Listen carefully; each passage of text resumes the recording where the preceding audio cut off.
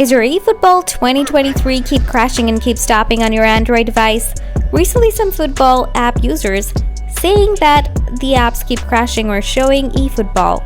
eFootball has stopped. Because of this problem, the eFootball user can't play the game on their mobile device. So after analyzing the issues, here I present the top 3 proven solutions that will fix the crashing problem for eFootball. So let's get started.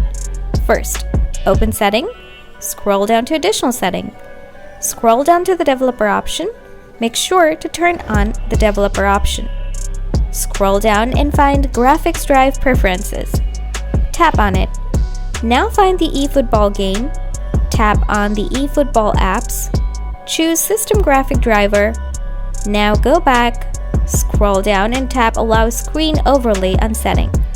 After this process, now move on and follow the second process.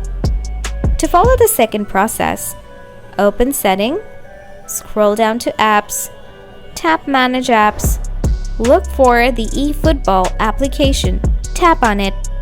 Now tap Auto Start, tap Other Permission, tap Display pop-up windows while running in the background. Now go back, tap Battery Saver, tap No Restriction, enable all the setting, tap Clear Data, choose a Clear All Cache, tap OK. Now go ahead and check your problem. Now if you still have the same issues, you need to follow this third process.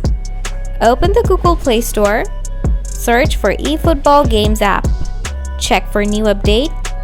After following all the work accordingly, you'll be able to solve your eFootball keep stopping error on Android, and you'll also be able to play the game. If you still have a problem, let me know in the comment section. Thanks for watching.